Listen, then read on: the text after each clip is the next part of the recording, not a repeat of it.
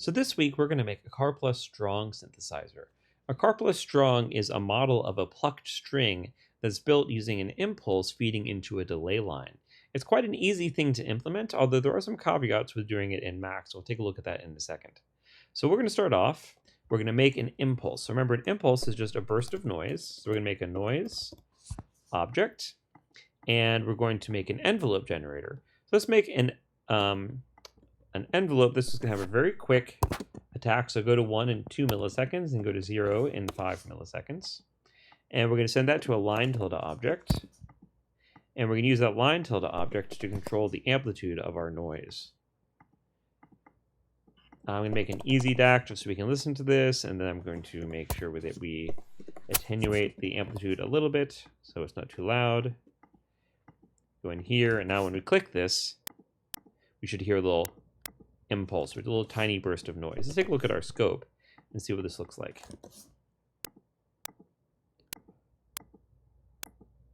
You can see it's really small, right? And the noise, let's see if we can put this in automatic mode. Maybe we'll be able to see a little bit better.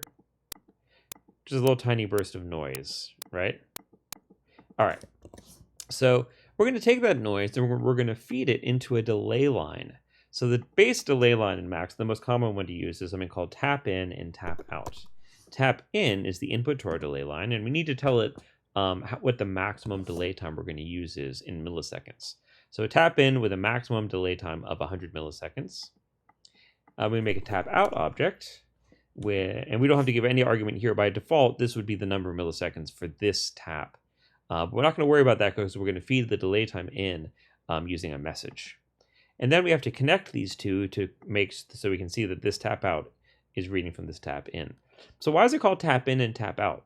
Well, the reason why is that this is making a buffer that it is storing any audio that comes into it. It's storing it into that buffer. And we can read at that buffer at a lot of different points. So we can have multiple tap outs, all with different delay times, reading the same buffer. Right, and this is actually a pretty common thing to do in a lot of delay applications where you want to have lots of different delays. You want to have delays of lots of different lengths, but you only want to have one buffer because the buffer is very expensive computationally. And so you can just read into a single buffer with a varying amount of delay times and get lots of different delays from a single input buffer. So that's a normal thing to do, and that's kind of why it's called tap in and tap out. Now, the next thing we're going to do is we're going to try to decide, we're going to feed our noise into our tap in and listen to the output of our tap out. Now, right now, we're sort of at our minimum amount of delay, but notice we're not going to hear anything. I'm sorry. Because we're just hearing the delayed signal. We're not hearing the dry signal, the signal without the delay. We're only hearing the delayed signal.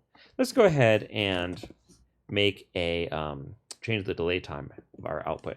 So I'm going to use a float box to set our delay time. I'm going to send it into a signal tilde object to make sure this is an audio rate signal. And now I can set the delay time in milliseconds. Still, we're not going to hear any difference because we're only hearing the delay. Let's listen to the dry signal. So this is the original signal coming out of our multiply tilde object. And now when you click this, you can kind of hear that there's two clicks. There's the first click coming directly to our output, and the second click is our delayed click. And we can make this be a longer, we can really clearly hear that delay, right? Okay. The next step we need to do is we need to make a feedback loop within our delay. What that means is we're going to feed the output of our tap out to the input of our tap in. And again, this is a very standard thing to do for delays. Take the output here, multiply this by 0.9. maybe, and feed that back to the input of our tap in. That's actually, let's see what happens. That sounds like it's probably going to be pretty long, right? So what happens is when the output of our tap out goes into this multiply object, it's going to attenuate the amplitude. So that 0.9 level signal is going to get fed back into the tap, get delayed for 79 milliseconds to come back out and get attenuated again, and just going in a big feedback loop through this little circuit. And that's why you hear it kind of gradually getting quieter. Okay, notice what happens if I change the delay time here.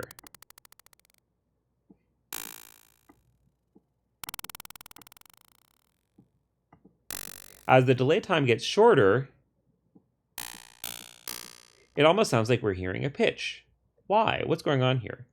Well, what's happening is we're hearing the same signal repeating itself every 16.9 milliseconds.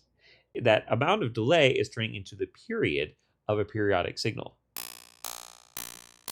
And the frequency that we're listening to is going to be set by this delay time. So we can take an arbitrary frequency. So let me just make a number box here. I can make an MLE.MIDI key. I don't want to do that actually. Let's just do this. Just a number box. So an integer. And we're going to convert that to a frequency. So we can set this as MIDI notes, convert to a frequency, and then our frequency is going to be right here. And now we need to convert our frequency to a time. So remember that time and frequency are reciprocals of each other, which means that time is equal to 1 over f, and frequency is equal to 1 over t, right? So if we are getting a frequency here, a time is going to be 1 divided by that number. So I'm going to use an expression box. I'm going to say 1 divided by the input, argument f1. Notice that I had to give it an f argument here to make sure it's doing a floating point calculation. And so now this is going to convert this frequency into the period of our waveform. And if I type in like middle C, for example, oops. Theoretically, that would be the period of a middle C. I forgot to do something here. So this right now is calculating it in seconds, right? So this period is 0.004 seconds, but we need to express this in milliseconds. So we actually need to multiply this by 1,000. Let's do that again. So theoretically, that should be middle C.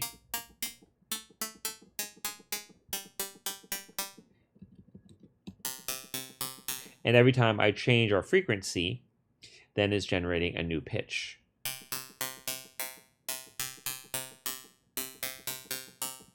Okay. Let's go ahead. I'm consciously not using MLE.MIDI key right now because I knew I wanted to create a sequencer. And I'm going to use a custom object. This is an object that comes with Max. It's called live.grid. And it's basically a step sequencer. What this means is that if we send in a number here, it's going to put out a number which corresponds to which of these columns is selected. So I can just click and drag here to create a melody, and then 1 is the first column. And as I increment, I'm selecting the number, which whatever that blue selected cell is the number that I'm seeing right here. I like to do a couple things here. I like to go into the inspector. I like to turn off the display directions, which are those arrows at the bottom. And I also like to maybe change the number of columns or rows. I'm going to make it only be 9 or maybe 13 rows. So it's a little bit easier to find to select a specific pitch. And now I'm going to automatically read through this sequence by using a metronome. So a metronome is just going to send out a bang every X number of milliseconds. In this case, our bang is going to be sent out every 100 milliseconds. Use a toggle object, which is going to send out a 1 or a 0 to start or stop our metronome. So you can see our metronome sending out bangs regularly. And I'm going to do a counter. I'm going to count from 1 to 16. And that is going to read through my sequence here. That's actually quite fast. I'm going to go ahead and slow that down to 250 milliseconds. All right, so a little bit slower now. And now I'm going to take that and I'm going to do 2 things. First, I'm going to convert it. Okay, first of all, I need to make sure that this is like in a reasonable range. I'm pretending like these are MIDI note numbers, right? So let's go ahead and add 48 to it. And that's going to make it like in the middle range. So you'll get up to MIDI note 60, I think, when you get to the top note, which is middle C. And the second thing I'm going to do is I'm going to have that hit here and trigger this. Actually, we can just use our metronome to do that. Output of our metronome to trigger this message box. Now, one trick to keep in mind is we're only, where this note, this is a chromatic scale, right? This is not like a major scale or minor scale. It's every note on a piano. So if we want to make this be a melody, we have to pay a little bit of attention to what notes we're playing. And I can kind of do something like this. Let's go ahead and turn the volume back on.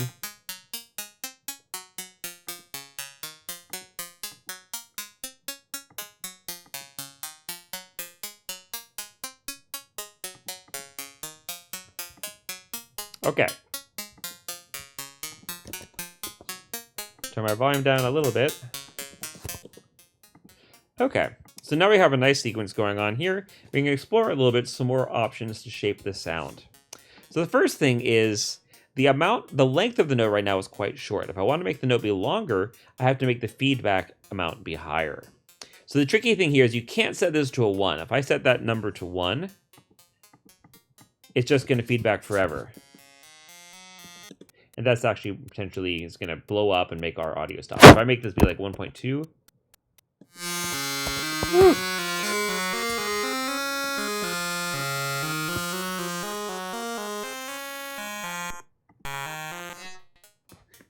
Don't do that. You don't want everyone to go above 1. Okay. So with that in mind, let's use a dial. And we're going to use this dial to generate an appropriate number for this feedback. Now, we can tell right now 0.9 is a very small amount of feedback. We actually want to focus most of our feedback amounts to be more like 0.98, which is quite high, right? So how can we scale the output of this number box to give us a value between 0.9 and 1 that focuses a lot on the really high amounts of feedback, like around 0.98? Well, I'm going to take this number box, which is going to by default send out a number from 0 to 127.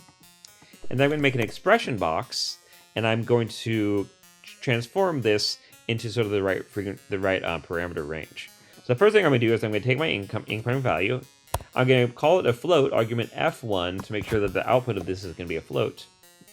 And I'm going to take the square root of this value, like that. So this, if we monitor it, is going to go from 0 to 1, but it's going to spend most of its time above like 0.7. You can see it's not a linear scale anymore. Going halfway up, we're already at 0.71, right? We can make this be even more extreme by changing this exponent to a smaller value. This is going to be the cube root right now, right? So see, we're spending a lot of time at 0.9, 0.8, and very little time below 0.5, like practically none, all right? And now I'm just going to divide that by 10. So now this is going to go from 0 to 0.1 and add 0.9.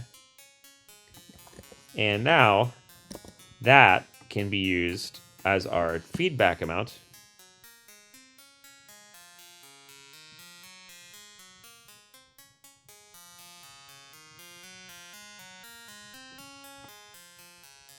Okay.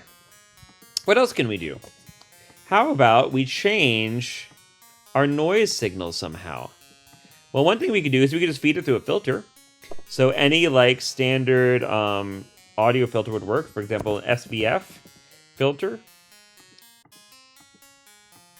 SVF has 4 outputs. There's a low-pass filter, high-pass filter, band-pass filter, and a notch filter, which is, instead of preserving the frequencies around the cutoff frequency, is going to attenuate the frequencies around the cutoff frequency. I'll just use a standard low-pass filter here. And if I change my cutoff frequency, I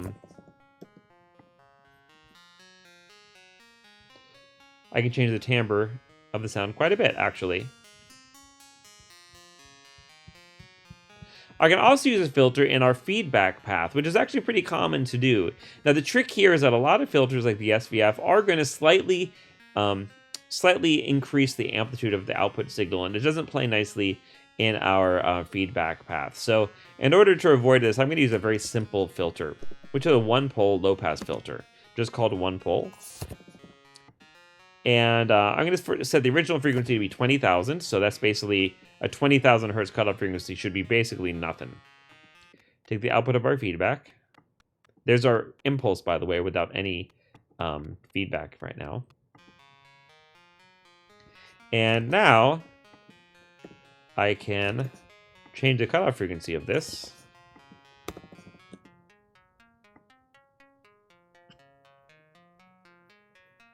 In kind of an interesting way. So these two filters are going to be a little bit interactive, have slightly different effects.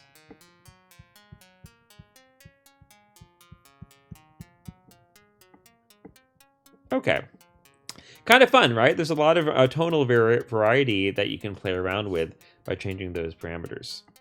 The last thing I might do is I might explore a little bit the length of the envelope that's generating our impulse. Well, there's a couple of things we could do.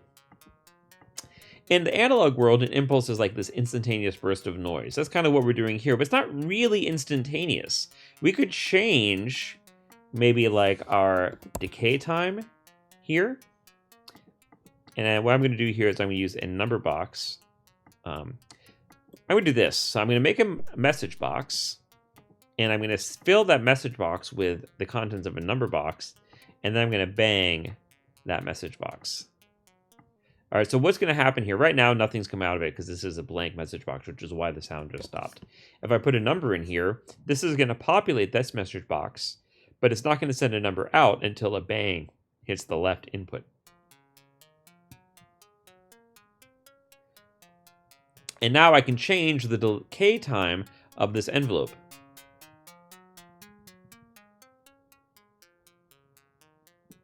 I can also make this be a float, actually, and you get down to really short decay times.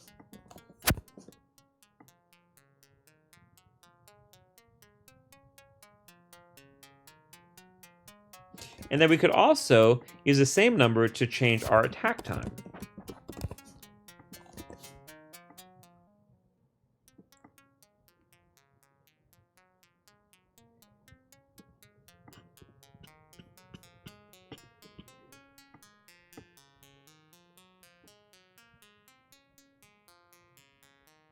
And notice that really long envelopes kind of sound interesting, actually. Almost sounds like somebody's like doing little puffs of air into a flute or something like that. Pretty cool. So, a lot of flexibility to what you can listen to. Oh, I thought I would show one other thing. Here we are using a little burst of noise into our delay line. But this is kind of like an impulse just in and of itself. What if, instead of doing that, sending noise in here, I'm just going to send a signal of 1 in here. And now what we're getting out of this is just our amplitude envelope. Just this envelope right here, which right now is like 23 milliseconds up, 23 milliseconds down. That's just a 1 millisecond up, 1 millisecond down little impulse.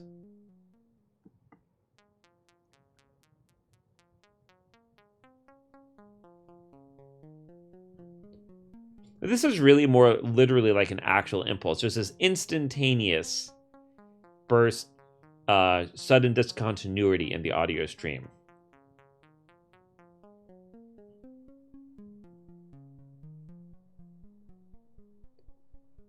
Kind of interesting, right? So a very different effect than using noise. I kind of like them both for different purposes. So that is a very simple car plus strong synthesizer. I'm going to go ahead and clean this up because it's looking a little bit messy right now, right? Notice I like to use these really straight patch lines. What that means is that when you have things like this where you have two patch lines going to the same place, you have to sort of make them be a little bit out of sync in order to make it visible what's going on. Take our sequencer over here, move it over here, and then let's go ahead and make a presentation mode real quick. So I'm going to take our sequencer, I'm going to make the enable and the time and our sequencer grid itself be visible. I'm going to make our low pass filter for our noise, our low pass filter for our feedback, our feedback level, which is like the damping, like how quickly is the energy going to get damped out, and our envelope time, our attack and decay time for our envelope. And now let's also take a look at this. What happens if we take a look at the output of our tap output? That's kind of fun. We can kind of see the periodic waveform of our delay signal. All right, and then now we can make a nice little layout here. I probably want to put some labels here, like for example, damping right there. I might want to say, this is the envelope time. This is the feedback filter. This is the input filter. And this is our sequence rate. All right, so make those are in our, sure those are in our presentation mode as well.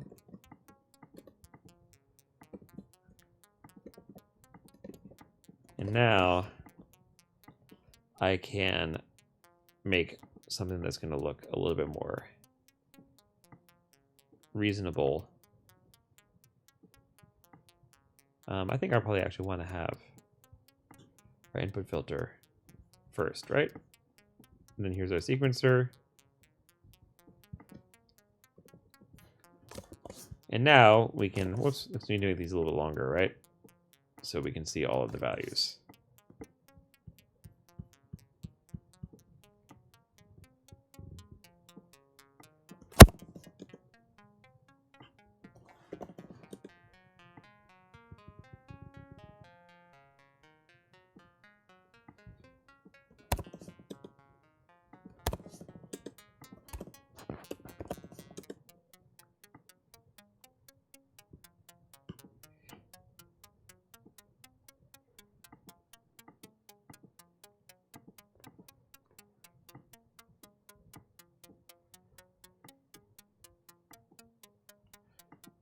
So I do have our sequencer variables over here as well.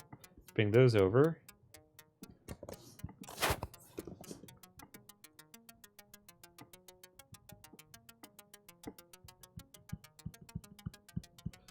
Might be nice to make this be a dial rather than a number box.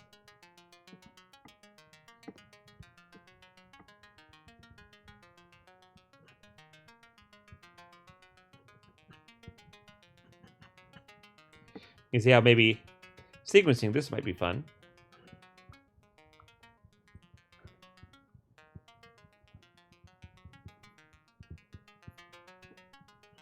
Or this.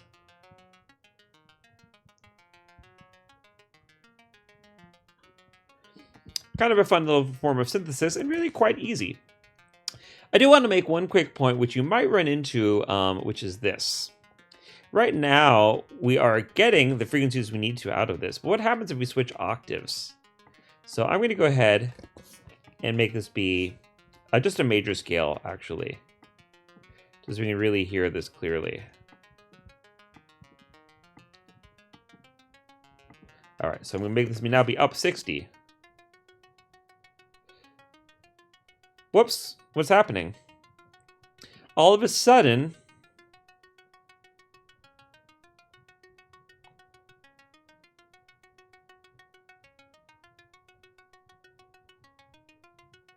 we're not getting these pitches to sound correctly. Why not? Let's take a look at the time that we're looking at here. So it's really like 2.7 milliseconds, right? And the reason why we're not hearing anything is that there's a minimum delay time for this tap in and tap out, and that minimum delay time is determined by your signal vector size. So your signal vector size is the number of samples that your computer collects. It collects this number of samples before doing any actual processing on things like delay lines, anything that's going to have like a feedback network in it. You can't literally do a direct feedback in a digital system. You always have to wait for some period of time. So the signal vector size is how long we wait before sending this vector of samples back into our tap in object for that delay feedback. So 128 samples, 8 times, 28 times 48 is, oh boy, I totally did not do that correctly. So 1 over 48,000 is our period of our sampling rate. So every 20 microseconds. And we'll multiply that by 128, and we get every like 2.6 milliseconds is the shortest delay that we can create with any accuracy. And if you look at this, it's really when it gets around 2.6 milliseconds when we start losing the ability to generate new pitches with our delay line. That's because we're hitting the minimum delay time that's possible and available to us. So we can change this by changing our vector size. I can change our signal vector size to 32. And now it's magically able to play those shorter delay times. If it's really long signal vector size, we're just never going to get any pitches out of it. So that's kind of one big gotcha that you should pay attention to. But for shorter, for lower pitches isn't really that much of a problem. There's also some inaccuracy in terms of the frequency when we get closer to our signal vector size. And there are ways around that, but not with using the tap in and tap out objects. Okay, so with that being said, that is our copper strong delay line.